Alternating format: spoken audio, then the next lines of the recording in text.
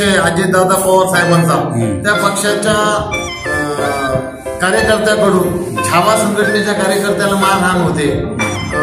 विधान भवनामध्ये माणिकराव कोकाटे रमी खेळताना दिसतात. आता ते कदम आहे ज्यांच्या आईच्या नावावर ते बियर बार आहे, त्याच्यावर धाडी मारले, ते त्याला काय म्हणून बार बारला तिथे 21 सापडल्या. आणि रामदास कदम साहेब म्हणतात की 30 वर्षापूर्वीचं माझं लायसन आहे, मी ते दुसऱ्याला चालवायला दिलं आणि मला काही माहित नाही.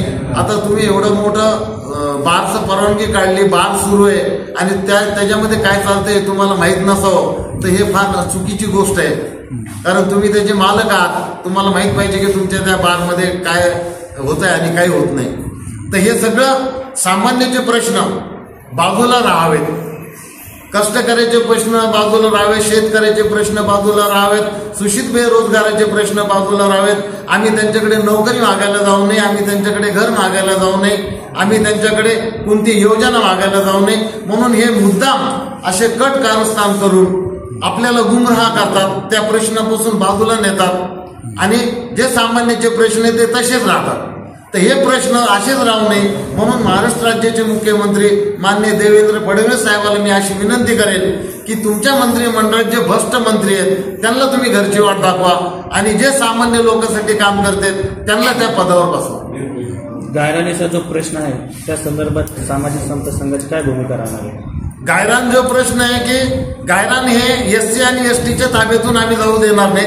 ज्यांच्याकडे सातबारे ते तर पक्के आहेत, पण काही कारणास्तव ज्यांना तलाट्याने सातबारे दिले नाही तर त्याची स्थानिक पातळीवर चौकशी करून त्यांनाही सातबारे दिले पाहिजे 14 एप्रिल 1990-91च्या अगोदरच्या लोकांना.